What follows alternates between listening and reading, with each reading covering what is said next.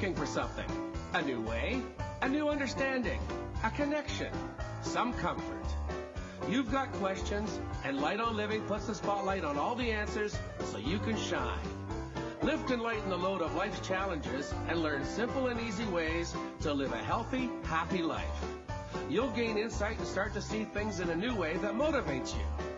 You're invited to hear new, see different, and feel more as Lisa shines the light on living.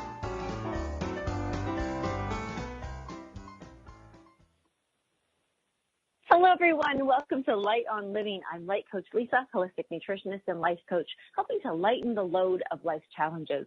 And so today we are here on our Wednesday, our third show of this weekend, week three, of what self-love got to do with it, the month being completely dedicated to self-love.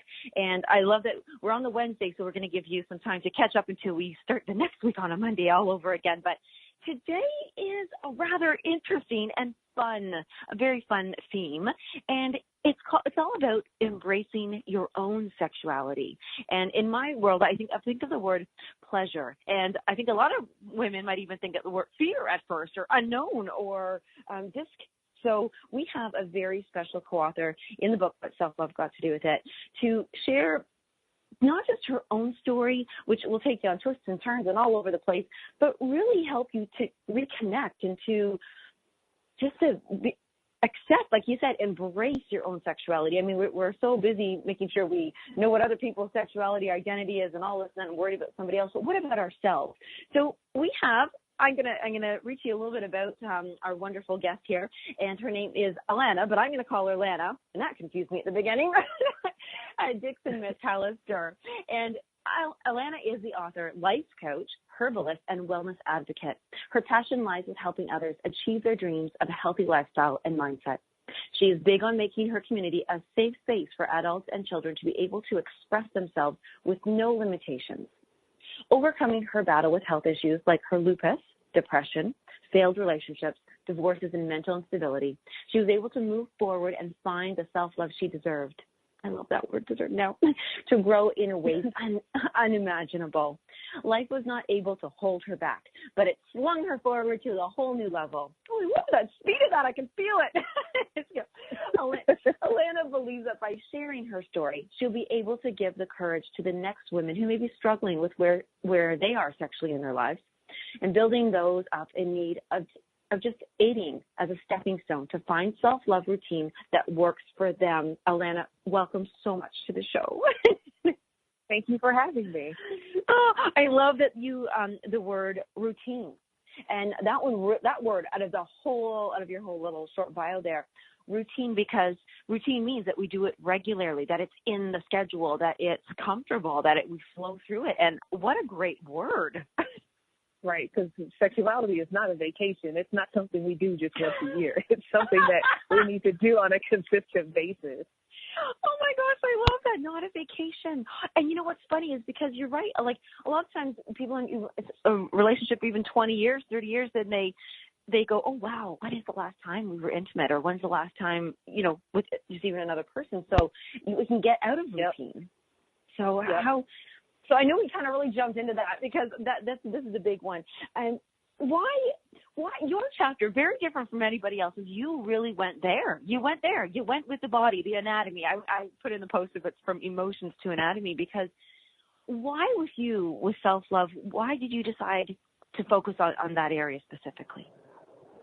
I wanted to be out of the box. I'm not like the typical, kind of woman, walking around that you set your feet. I'm always that person like that says, "Up, there's Alana again." Like, "Up, there's, Alana did that." Like, so I've always been that person that's been completely different than everybody else. And I never took it as that's actually my strength. I always thought that was my weakness. And so I needed to, actually play off of what my true strengths are, and that is being that out-of-the-box kind of person. And so, while writing this chapter, it's almost like it came natural. I know everyone wants to talk about, I did talk about, all the bad stuff that happened to me, but in all essence, it all led to sexuality. like, that is where everything was lacking. That's where I didn't have the understanding. And the more I talked to other women, you know, they all felt the same way. And I've had people who tell me afterwards, after reading the chapter, they were like, oh, my God, Alana, I just now realized that I broke my vagina, too. Like, you know, they didn't realize what was happening. They just thought it was normal. And it's not normal.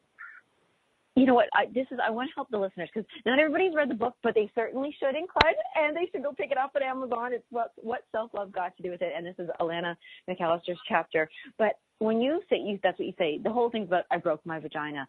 Now, I would love for you to share with the listeners right now, really in the chapter when you're first reading it, I didn't know you were going to go there, because you're talking about being in very, and I'm so sorry about this, but I'm in a weird way glad that it happened. You came through on the other side, but you experienced a lot of physical abuse. And I mean, like, not like we often will talk about emotional abuse, which it certainly was, but you actually got beat up. Like, this is hardcore. This is intense.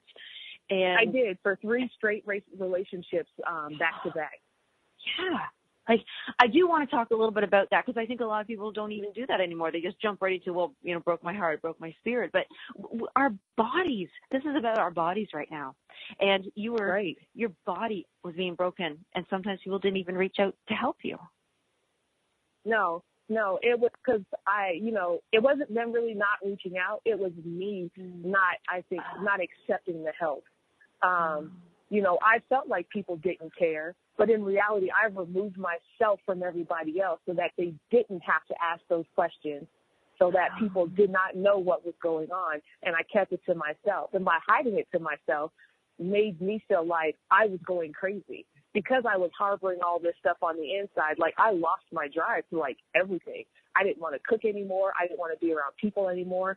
I just wanted to be, like, left alone, to the point to where, like, everything was triggering me, and it got to where, you know, when I would go to the doctor, because I'm like, something's wrong, but I didn't know what it was, and they told me I was, like, in the stages of depression and tried to put me on medication, you know, I thought I should just go ahead and commit myself to the crazy house, because I could not figure out what was going on inside of my body, inside of my head, and why things were playing out the way that they were. It just felt like everything just kept getting worse and worse and worse. Did you think at that time in your headspace there, did you think you had self-love and just couldn't figure it out, or did you realize that you weren't connecting with yourself?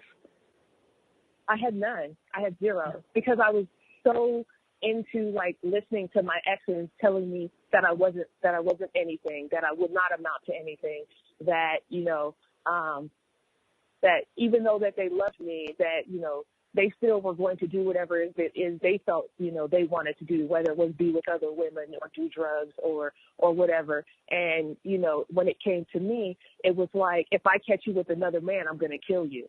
Like, that kind of attitude, like being beat down so low that, you know, you don't even know which way is up anymore, because you don't know, like, that the sun is even, like, rising, because you're so, like, bogged down with all of this negativity that you stop caring about everything. Oh, wow. That's actually a heavy statement. You don't even know the sun is rising. That was I can't imagine a better statement to describe that. I have a personal question now for you to think about this, because I'm hoping that you've come so far from here, but when another person treats you like that, where do you think that is coming from, and can you forgive them? Like, that's a tough one. It took me a long time to forgive my exes for what it is that they did. But it actually made me a stronger person. And where, like, their stuff is coming from is from lack. Their lack of not knowing if they're worthy enough. Lack, you know, as my ex told me, he wanted to see if he still had it, you know, by going out and messing with other girls, because he wanted to make sure, you know, that he was still on top of his sex appeal game. You know, so men have a lot of self-esteem issues too. And because those self-esteem issues are so strong, they bury all of that, you know, hate, negativity into the person that they're with, and they don't know how to control it.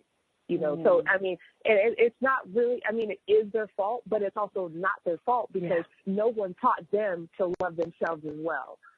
You know, they are portraying what they see that masculine energy is in the movies. with all of the pimps and the hoes and the drug dealers and, how the cowboys always got the women, that kind of stuff. Like, that is what's masculine in that image that everybody keeps portraying, when in reality, the masculine in what women want from a man is the soft side, is the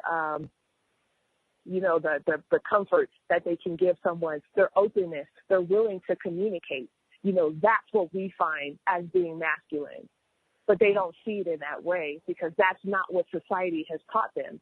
So, we have to change that whole image. Men need to understand that it's okay to be vulnerable. And they don't, there are no repercussions except for love. No. From themselves and from everybody else. Yeah, and when men are not vulnerable, maybe when men are open and kind and compassionate, there's a strength to them. I mean, they're just men. They exude strength no matter what. Like their sex appeal skyrockets when they are vulnerable. Like we find that melts our hearts. It's not, the rugged man you see with the dirty face and the dirty hands, with the ripped T-shirt. Like that's not, yes, every once in a while, yes, but we like that kind of stuff. But in the end, what we really need is the softness. We need someone to complete our circle of softness. Oh, and so I guess that's where you want to teach people, is that when you're in an abusive relationship, when you're in a non-self-loving space for yourself, we can't even offer ourselves that. No, we can't, because we're so too far gone. Mm-hmm. And so for you, here you are, 3 relationships back to back. The abuse is there. You don't know which was up. Now you are. Did you start experiencing health issues within those 3 relationships or after them? After. It was almost like everything came on at one time. Because during it, even though, I still had, your normal sicknesses, headaches, stomach aches, whatever you want to call it, that kind of stuff. I still had that, normal women stuff. But what the big part of the issues that really started was me getting ovarian cysts and having super heavy bleeding in my periods and stuff. That is where the major stuff started happening. And, I got so many cysts that it got to the point to where I was having them surgically removed, every 6 months to 2 years, depending on the size of them. And then during my last major relationship, I had a cyst the size of a grapefruit. 2 of them, one on each ovary, and one ruptured. Oh. And I tell this story all the time because it's hilarious. It's my sex sent me to the ER story, because in the middle of it, we were doing it like normal people on the couch. It's that after that all fighting, you've been arguing and boxing each other, and and then you have that makeup sex. During that time is when I felt it. All of a sudden, I felt like this puncture. And I got really, really hot. And I was like, oh, my God, something's happening. Oh. And he just kind of looked at me. And I was like, I just need to go lie down for a minute. I was like, okay, maybe I just have a stomach ache or something. Yeah. So I go lay down. A couple hours later, the pain just kept intensifying and intensifying. And then I just started getting really sick to my stomach, throwing up. And I told my ex, I was like, I have to go to the hospital. I was like, something's not right. I couldn't stand up. I couldn't walk. So he had to carry me down 3 flights of stairs. We lived in a townhouse at the time, and put me in the car, took me to the emergency room. He wheeled me in on the wheelchair. And, of course, I would never forget the nurse who I came in contact with. So, you have to sign yourself in. They rolled me up to the counter, and, the 2 chairs are there, and she's sitting there, and she's like, I'm going to need you to stand up and come sign this paperwork. And I looked at her, and I was like, I cannot stand up right now. I have a trash can in between my legs as I'm throwing up trying to talk to her. And she's like, you need to stand up and sign this paperwork. And I just, looked at her like, I'm not doing that, And yeah, and so I go, they send me off in the back, and they're like, well, maybe your spleen ruptured, so we're going to take some tests. We want you to drink this liquid. Of course, I'm trying to drink that nasty liquid that they want you to put, so they can put you in that CAT scan machine, and that's coming back up. And finally I get back there, and they're like, you have a cyst the size of a grapefruit, and you're bleeding internally right now. They're like, we have to put you in surgery right this second. And so they rushed me back. I went into surgery, and I woke up like the next day and, intense, crazy amounts of pain. And my family was there, and I was just like, my scar, I call it's my C-section scar. I have no kids, but I have a C-section scar because they had to open me up so much to clean everything out. They had to resew my ovaries because the membrane around it was stretched out so much from the cyst. They had to piece all of that stuff back together. And then I was out of work for over 2 months. Because, I couldn't stand up. I was in the recovery mode. And I will never forget, this is also part of my trauma, that during I was in the hospital for a week and a half. Oh, my God. During that time, my ex-husband, who put me in the hospital from having sex with him, was only there when he dropped me off, and then he was late coming to pick me up. Oh.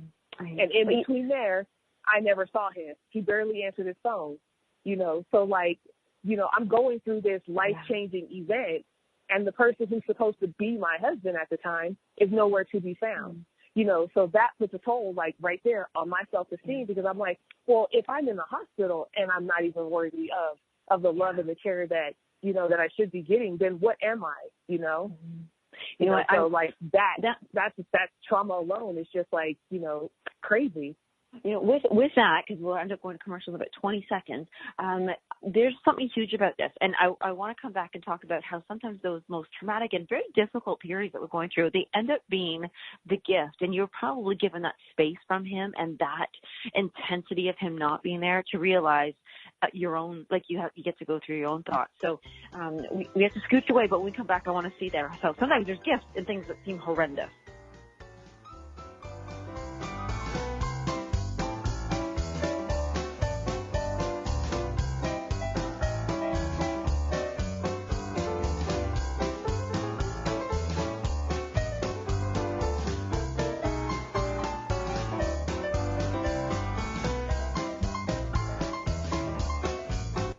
The best of the holistic, spiritual, and conscious world. OMTimes Radio. IOM-FM. Humanity Healing International is a small nonprofit with a big dream. Since 2007, HHI has been working tirelessly to bring help to communities with little or no hope. Our projects are not broad mandates, nor are they overnight solutions, but they bring the reassurance that no one is alone and that someone cares. To learn more, please visit humanityhealing.org. Humanity Healing is where your heart is. My name is Victor Furman. Some call me the Voice. I've always been fascinated with human nature, spirituality, science, and the crossroads at which they meet. Join me Wednesdays at 8 p.m. Eastern on OMTimes Radio, and we'll explore these topics and so much more on Destination Unlimited.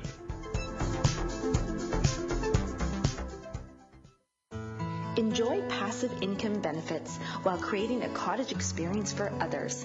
From a relaxing getaway to connecting with nature, sitting around flickering campfire light, dipping in cool, refreshing waters, strengthening your body with biking, hiking, boating, and swimming. And you have the cottage that could be a part of all of those memories while earning you money. Financial abundance as a thank you for renting your cottage. Become a cottage rental owner today, safely and supported. RentCottage.com.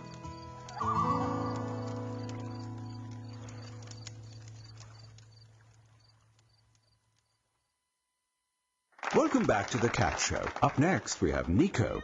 Nico is a member of the Shelter Pet Group. That's right. A group known especially for their sunspot sleeping, ball chasing, leg rubbing, and of course, companionship. Just look how she struts. It's like she owns the place. And see how she curls up and cuddles her person.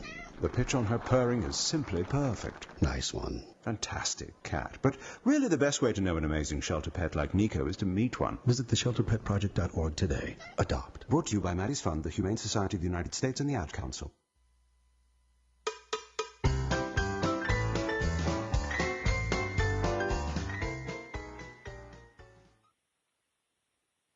We are embracing our own sexuality right now here on Light on Living. I'm Lisa Berry, and I have co-author of the book, What's Self-Love Got to Do with It, Alana Dixon-McAllister.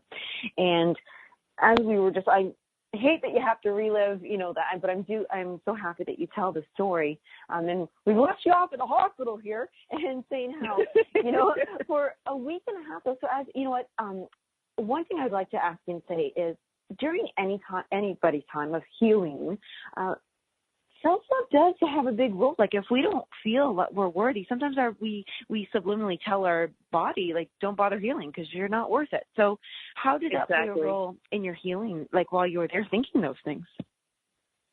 I think that the reason, let me back up, my recovery process was a lot longer than what most people's recovery process was, because of dealing with that, the stress of wondering where he's at, why he's not answering my phone calls, all of that. So it took me a long time to bounce back from having that kind of surgery. Yeah. It was interrupted. Your energy was being pulled to other places that couldn't focus on just the healing. Yes. And I want people to really hear that, because a lot of times we wonder, we sit back, and especially as women, we're always worried about somebody else, and usually, all these things, and think, how much energy are we giving? So how much power, our healing power, giving away, and just shunting away and taking all the blood away from the areas that we need, Right. I was completely depleted. I had nothing to give to other people because of everything I gave to him. Yeah. And it's weird how it's so our choice, but we don't realize that. We don't see that. We're just feeling hurt and neglected. Yep. And so, and when he did come and pick you up, did something shift in you then, or did it take a while after? Or? No, we ended up staying together for a little bit after that. We didn't get a divorce until our last fight that we had. But during that, when he came and picked me up, I was just pissed. I was, screaming and yelling. You can't really scream and yell too much because, you have this giant incision, and you can't sneeze or cough or move or do anything else. So you're kind of just that bubbling sensation you get on the inside. And but it did take me a while to finally, be able to move forward from all of that. I had to do different meditation practices and do a cord cutting ceremony so that I was able to release him from my system. So that way I would, not harbor the hate that I had towards him, so that I could actually, move forward with my life. I love that. You didn't want to harbor the hate. I have to write this down, because that actually is what can also make us sick moving forward, and also detach us from our own sexuality, because he's your partner. He's your intimate partner, your lover, the person that you are, to be receiving, and sharing sexual intimacy. And did you not even want to connect with yourself in your vagina? Because no, I didn't. Yeah. So what happens there when you're so upset in a relationship? Why do we give up on ourselves too? Why do we turn our backs on ourselves? Because no one's taught us to love ourselves. When you really think about it, back in, I'm going to say, the 40s, the 50s and stuff, which is really not that long ago, but it is for us. Women were taught that they were to put all of their time and attention into their husband and into their kids. And that right there has transitioned to every year, every time a woman gets married, make sure you put your husband first. People use the Bible for that as well, your husband, your kids, and then yourself. But if you're putting all of your time and attention into your husband and to your kids, there is nothing left for you. So why can't you schedule in some time for yourself and then tell everybody else, okay, once I am at my optimal wellness and happy and my cup is full, now I can share it with everyone else. Right. The routine. Yeah. Now, there's one thing I do want to talk. So, say you're married and you have children, and it happens to be a girl. And how does one make sure that they are teaching their daughter to accept and appreciate and grow up in that way, that they do feel that self-love and that comfortability? They have to see what their mom is doing. Everybody mimics what it is that they're watching. So, and kids watch every little detail. So if they see you, going to the nail salon, having that moment, take them with you. Let them sit in the chair next to you and get their nails painted too. So that way they understand, like, oh, mommy likes to do this. We like to do this together. Journaling, same thing. Show your daughter how to journal. Let her know that her feelings are validated. A lot of times what I see, now I am not a parent, I am a step parent. So I have a different perspective of how kids should be talked to and, brought up in this world. But a lot of times I see a lot of parents, they discount what it is their child's trying to tell them. They don't really listen. Instead of, the child is trying to tell you their feelings. And when you tell them to shut up or not right now or, I don't want to hear this, that makes them think that what they want to tell you is not worthy. So then they keep those thoughts in there. So anytime they have something important to tell you, they're not going to tell you because you've already shut them out. Because other times when they've had tried to tell you something, you stopped them in their tracks and they were not allowed to release it. Kids have like the most like beautiful minds and people don't see it. Their creativeness, their love that they want to share with everybody, just the joy that they have.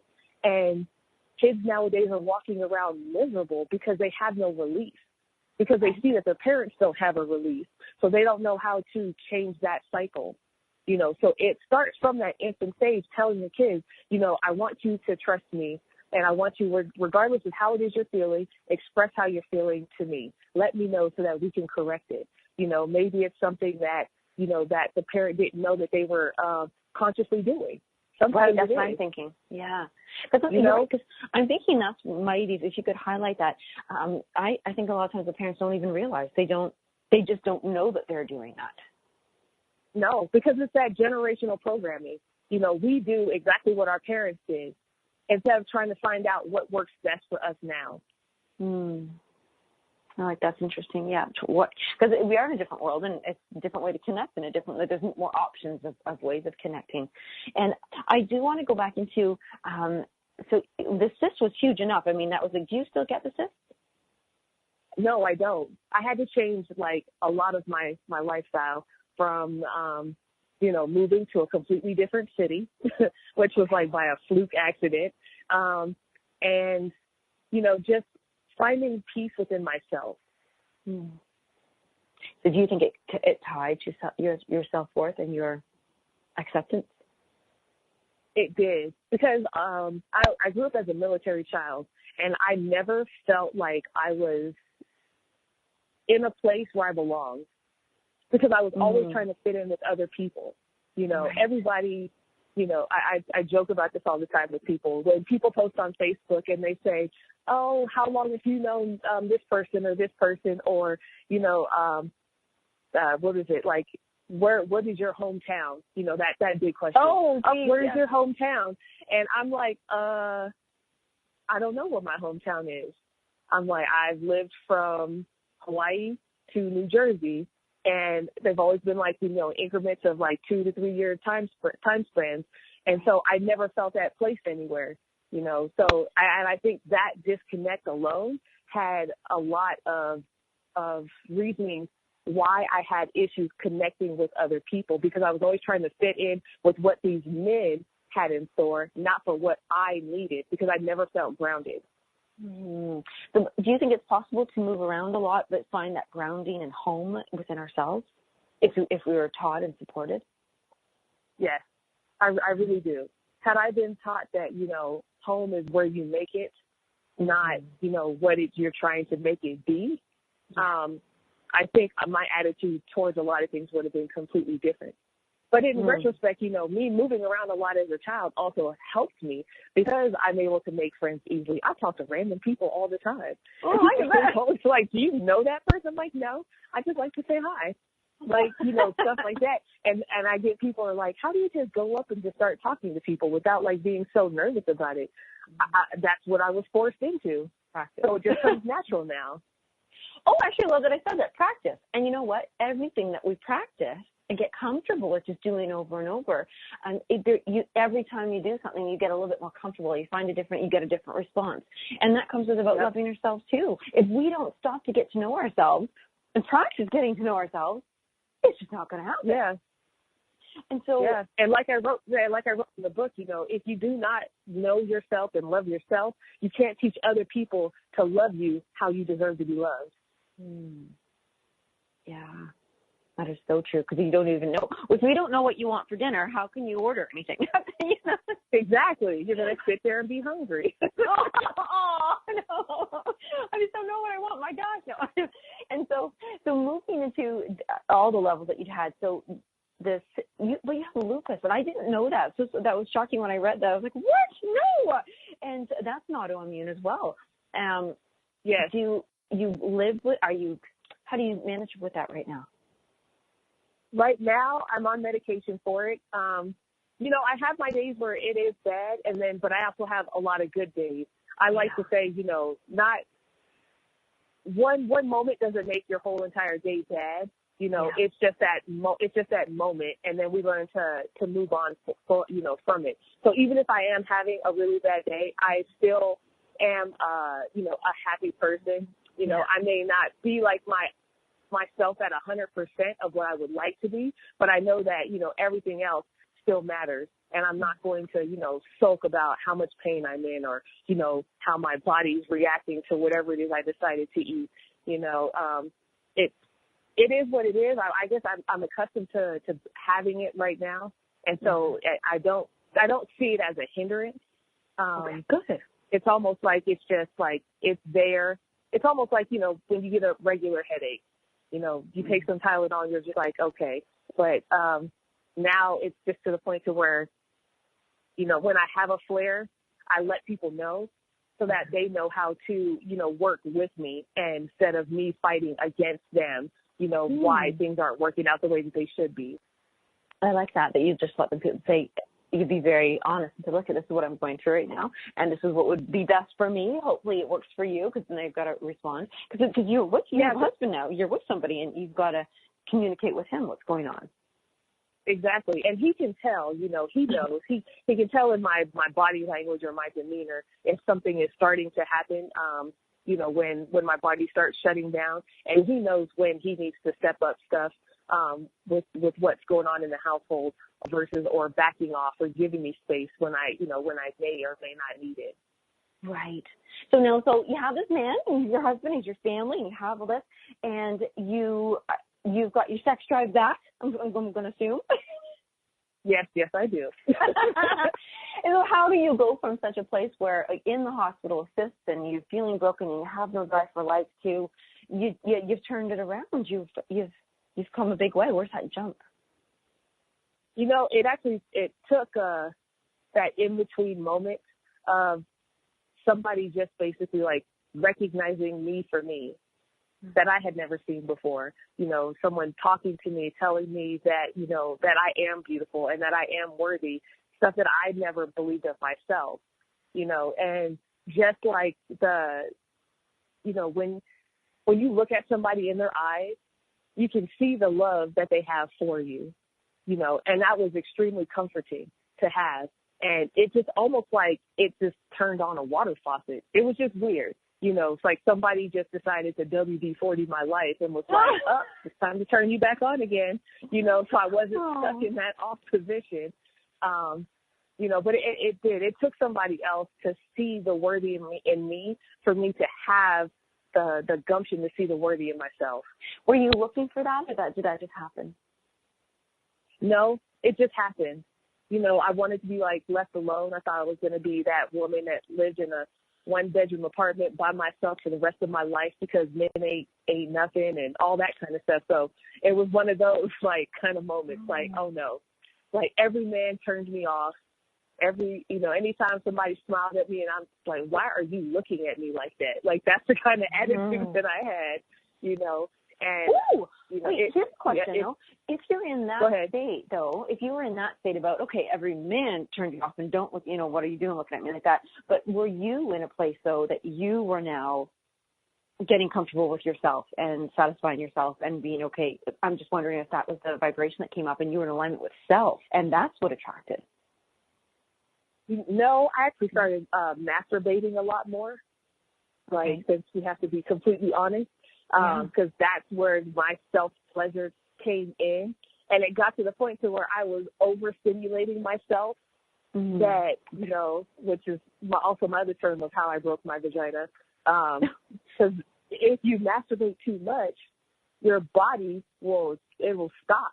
And it'll be like, nope, no more sensations for you. Like, you've abused your power. We got to find another way to get this done. So it was kind of like one of those kind of things too that happened. So you were all over the map. My goodness.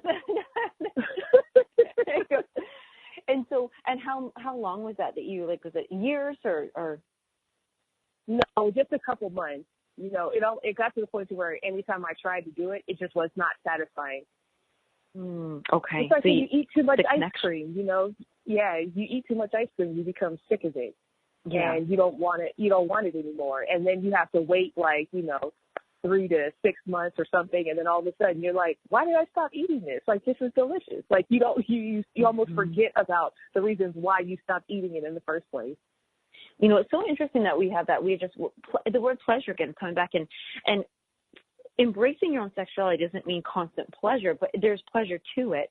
And we've got just about a minute before we go to commercial, but what I would like, because you really help women come back to center and really find themselves be comfortable. And there's a couple things I still want to jump on. So I want to let all the listeners know that when we come back, there's everything from being comfortable to even how to use a tampon. Because if we don't love ourselves and we can't use it, that was one thing I really want to talk to you. And you do beauty products and everything. So when we come back, we have so much more to go for.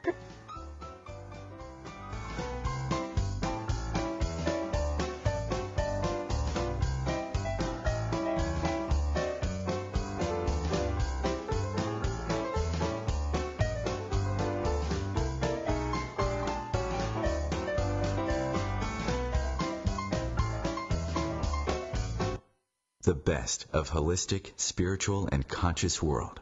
OMTimes Radio. IOM FM. Ascending Hearts is no ordinary dating site, but a spiritual dating site with a purpose, to link you with your soulmate. We engineer the serendipity so you can trust that you will attune with someone that has the same matching vibration as you. Ascending Hearts, the conscious dating site for the spiritually aware. Try Ascending Hearts for free. AscendingHearts.com. Grab a cup of tea or a glass of wine and tune in for Inspired Conversations with publisher Linda Joy on Tuesdays at 2 p.m. Eastern. Linda creates sacred space for leading female luminaries, empowering authors, heart-centered female entrepreneurs, coaches, and healers. A soulful venue where guests openly share the fears and obstacles they've overcome, wisdom and lessons learned, and the personal journey that led them to the transformational work they do in the world. Inspired Conversations to empower you on your path to authentic, soulful living.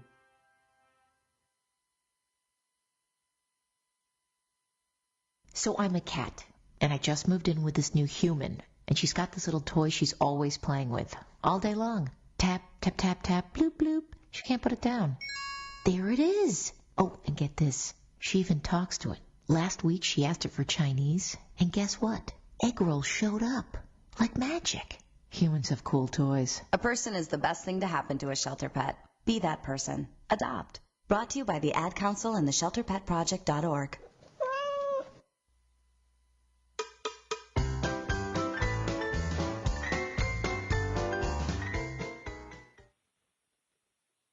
Everybody, we're back again.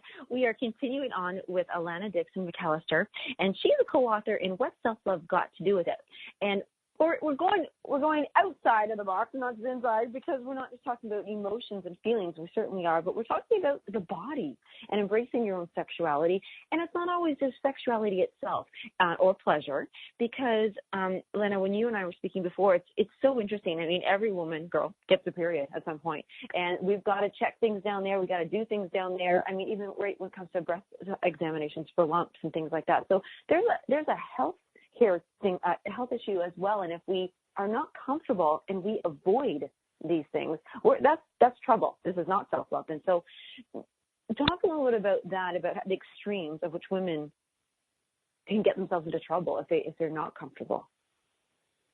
Right. So when you're not comfortable with your sexuality, you won't explore your body. So then you won't know when something of a health scare may pop up, whether it be cancer or, you know, a non-cancerous lump or something.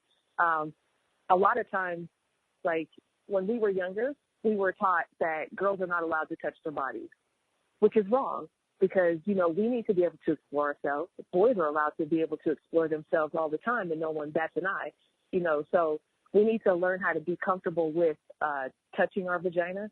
And actually, it all starts with actually saying the word vagina. I know, I already made a face. You have issues with. Like, it is so funny because we call it everything else in the book except for what it is. Yes. And people are so afraid to use that term. Alana, I got to tell you that. So I have never, I don't believe, I'm pretty sure I've never posted that word, but the word vagina before. And I have to tell you that it came up, my autocorrect went to fix it. And I actually got offended. I went, wait a second, let me just try this. So I typed in penis and it didn't correct it. I went, oh, even my phone, I didn't do that. Like, exactly. I thought that was so, like, well noted there, right? Uh-huh. I mean, that tells us right there that even, you know, computerized stuff is not comfortable with using the word vagina, like almost like it's an R-rated word or something. Right. It had some other fun examples for me to choose from, but you're right. So, and also, like I said, even I think that's the biggest thing. I remember when I was young, you know, becoming a woman, and my mom did say she was such a good mom. She was, do it in private, go get used to it, because if you've got to know what's going on for when you do get your period. This is because I had endometriosis. I've had multiple surgeries as a very young child, like I was a young girl with all this, and didn't know. And if I wasn't comfortable enough to go to my mom and say, I have pain that doesn't seem normal, you know, I'm having these issues, doesn't seem normal, I wouldn't have been, first of all, I would have been too scared to go to her or just do anything. And I wouldn't have had the healing process that I did, because I did have that support and I was comfortable. Right. Like, when it comes to us and our cycles, we don't know what is normal because we really don't talk about it. I mean, it's more talked about now because there's a lot of women dealing with endometriosis, and they're becoming more willing to share their stories, especially when it comes to how birth control causes an effect. How, you know, using certain menstrual pads, tampons, you know, contraptions, whatever you want to call them, you know, have different causes and effects. Well, they are contraptions because some of, you know, the way that they look, you're just like, you're supposed to put that where? Like you have your brain is just like, does not, you know, correlate with what it actually looks like. You know, one of the things I tell people all the time is to actually take a mirror and say hi to their vagina. Because some people have actually never even seen it. You know, you see, you know, people watch porn all the time, or they watch what they see in the movies, and they're like, oh, that person's vagina is like all perfect, and, you know, I want my vagina to look like that. And then they look at theirs, and then they talk down to it. Aww. And then your vagina gets sad. You know, your vagina's like, but I need you to love me too, just as much as you love like what other people's may assume look like. And then there's a lot of women out there who get their vaginas like surgically enhanced so that it can look like the Playboy perfect vagina, you know, because they're ashamed of what it is their vagina looks like. All vaginas are beautiful. And once people start realizing that, you know, people will be a lot happier with the rest of their body at the same time. It can cause a lot of shame, because if we're not happy or comfortable or accepting of what it is, that really does impede on our relationships and how we connect with another human being, regardless of sex, meaning the gender, because we're so uncomfortable, you know, to have the lights off, or don't touch this and don't go there, and, you know, oh, I don't want that. And people really have sex fully clothed because they're afraid of what people may say about what it is they look like. Right. And it's so, it is intimate. You know, this is not something we want everybody running around naked and, you know, spreading their legs everywhere. But we but it's something to be valued. It's something to be honored and really connected to. So you have an exercise besides, like, they got the mirror, they're in private, they do their thing. Is there something that they should be, is there a template of language or something that you have people walk through? Yes. I don't remember if it's in this chapter or my other chapter or my other book that I have, but if you start off with just looking at yourself in the mirror, because people have issues doing that starting off. You know, you want to give yourself that respect and give yourself eye contact. Most people end up looking away because when we look in the mirror now, we just look in the mirror to put on makeup, wash our face real quick, brush our teeth, and then we dart out. Like, we're not really sitting in the mirror giving ourselves like that, you know, that whole entire like look over, and saying affirmations of I am beautiful, I am worthy, you know, I deserve love and comfort and healing and joy. Like, you know, we don't tell ourselves that kind of stuff, you know, and once you get comfortable looking at just your face in the mirror, then I tell people to stand in the mirror completely naked and just look at your body for a few minutes at a time until you get comfortable doing that. You know, like you said, because we're uncomfortable with our own bodies. You know, women complain about their breasts all the time. And there is, you know, there's a hashtag movement. I don't remember the exact word. Oh, saggy boobs matter. A lot of women have saggy boobs. And it's not, you know, some of us have saggy boobs. We don't have kids. It's just how our genetic makeup is. And some people have perky boobs. But, you know, saggy boobs are looked down upon because they don't sit upright. They're not like that perfect, you know, in the bra kind of look. And so we have to let women know that their saggy boobs matter too.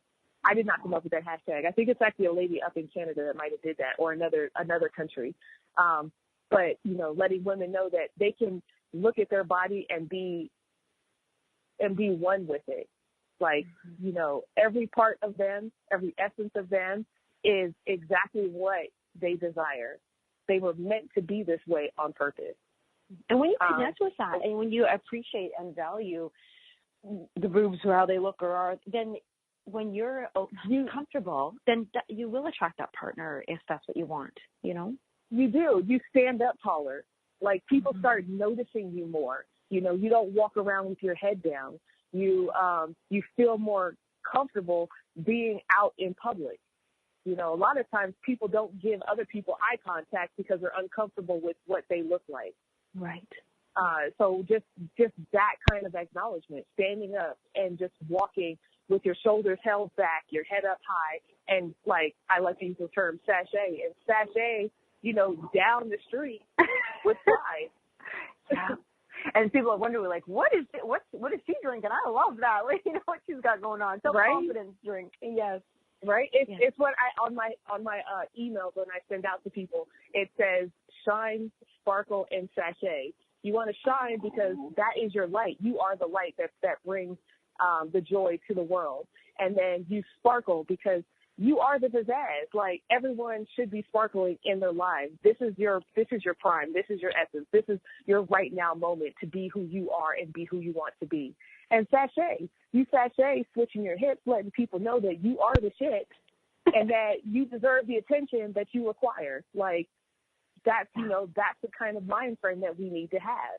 You know, so after you get comfortable, you know, looking at yourself in the mirror naked, walk around your house in some high heels. I personally can't wear high heels because I'm 100% flat-footed, but walk around in high heels and, like, clean your house naked and see how it makes you feel.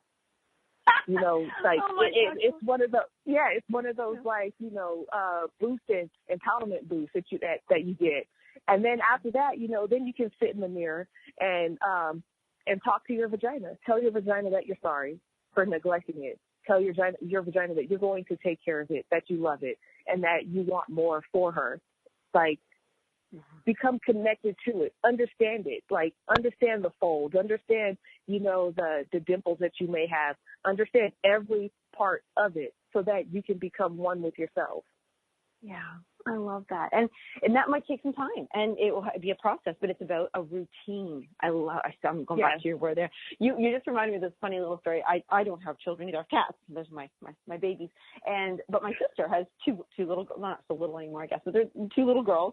And I don't spend a lot of time with children ever. And so I really do enjoy the time. And so what I used to always do, because I'm a little uncomfortable around kids, I don't know what to do. So I'd always be Auntie Lisa who watches movies, goes to the movie theater, because I could sit with them, but not, you know, I wouldn't have to be nervous about what to say. Right. Engaged. But so it was really funny. So my sister should always get to the theater before me, and they would wait and they'd watch me, you know, watch for me. And so I come walking up, and I'm a pretty happy person, and I am confident. I just love, I smell the air when I walk, and I look and I talk to the birds as I walk by. And so my little niece, I think she might have been seven or eight, and she comes and she says to my sister, she goes, "Why does Auntie Lisa walk like a Barbie?" Like, because she's always like, and I always seem so tall, because she goes, like she knew that my sister's taller than me. She goes, "You always seem so tall." It is true that, because I just love that you said that about sachet, because I really do. I just sashay along, and it has come with a lot of getting to know and be comfortable, and it does take time, and you might not be in a good place at first, but it's that daily practice, and I love that you said forgiveness, and just say sorry that maybe I haven't spent time with you, body. And there's a mantra that you can tell yourself. It says, "I love you. I'm sorry. Please forgive me." Or wait, I think I said that backwards. "Please forgive me. I love you, and I'm sorry." Yeah, it is. And you can say that for yourself, and you can say that for other people, because I had to use that a lot. Like when I went to Arizona a couple months ago, that was actually where my first bad relationship started. And I felt like I was going back to where the beginning was. I was just going there for a vacation, just for a conference, and just staring up at the moon, because I think it was a full moon happening at that same time. And I just said that mantra like over and over and over again as we were driving. And I just felt like a release. Like, this is where my abuse pattern started, and this is where it'll end. And so I was able to forgive myself. I was able to forgive my ex and move on from there. And you had great intention. The intention was there. I love that. And you were committed to it. Yes. Committed to that outcome. Now, we've got 5 more minutes still, but I want to say, how do you help people? Like, you've got this book. We've got another book as well. What is the name of the other book? It is called Project Unsophisticated. The unsophisticated, or hold on, I'm drawing a blank. Yeah, Project Unsophisticated. My unsophisticated blackness is what I named it. Oh my goodness. Okay. So they can also get that book then on Amazon? Yes, on Amazon, correct. Do you coach women? Do you help women? What is it you do? I do. My focus is for women who have dealt with domestic violence or illness or, divorce. I like to call them the triple Ds, domestic violence, divorce, and diseases, pretty much, because, that's where our self-esteem is hit the hardest.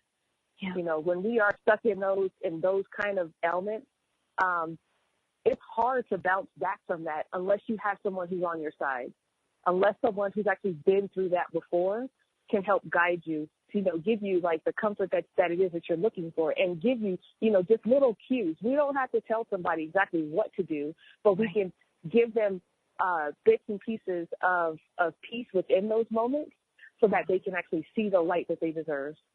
Oh, there's another D, deserve. Yeah, deserve, yeah. And how would somebody connect with you and be able to work with you? They can connect with me on Facebook at Coach Alana Mac. That is my business page, and then also on empowermentofthesoul.com. That is my business website. And you can also use my personal page as well. That's just under Alana McAllister. I'm easily findable. I try to post my stuff out as much as I can. I'm also on Instagram at Coach Alana Mac as well. So is this an X-rated page? We can. I'm sorry. No, I do. I know no X-rated pages. It's all about empowerment. I like to post a lot of happy kind of stuff and give people questions to think about. Like I posted today about people and their bucket list. Like, why do we have bucket lists when people just keep filling up the bucket? We need to empty this bucket so that before we pass away, we can actually leave our bucket filled with happiness. I love it. Let's empty the bucket list. Yes. Oh, that's perfect. Yeah, you're so right. We do. Like, keep adding and adding, and then pretty soon we're going to get overwhelmed. The bucket's going to be too heavy to lift. Exactly. Then you're not going anywhere. Oh, well, you know what? In this final minute here, we've just, you've got some mindset tips and everything at the end there too. But really, one of my favorite ones I want, because we always do lessons learned and mindset tips, and at the end is really be open to change. Don't let the old ways of dealing with life hold you back. That was one of my favorite ones that I read from you, and I think you really have said that. So in the last 30 seconds, you can say whatever you'd like before we sign off here. I just want people to love themselves again. You know, we need to get back to us and just sit in nature and just reconnect. Reconnect with self, reconnect with nature, reconnect with everything around us to find the serenity that it is that we're looking for. Because the answers are there. We just have to be open and be willing to find it. Yeah, I guess that's the hope. I love everybody. If you're going through anything, domestic violence, divorce, as you said, disease, there is hope. Just have that little ray of hope and reach out and reach out to Alana Dixon-McAllister. We'll send you to the Facebook page there. I want to thank you so much for being so much fun, by the way, and really open about things like that. I mean, you're probably the person for me to have this with. So. So thank you so much. I can't wait for everybody to buy the book and just read all those chapters. So we'll thanks for having me. Oh, you're welcome. Welcome. And the replay will be on for tomorrow. And everybody, we'll see you again on Monday as we kick off the final week of Self-Love Month. Thank you for sharing. Thank you for listening. And everybody be kind to their vaginas. Okay? Okay, we'll talk to you guys soon. Bye, everyone.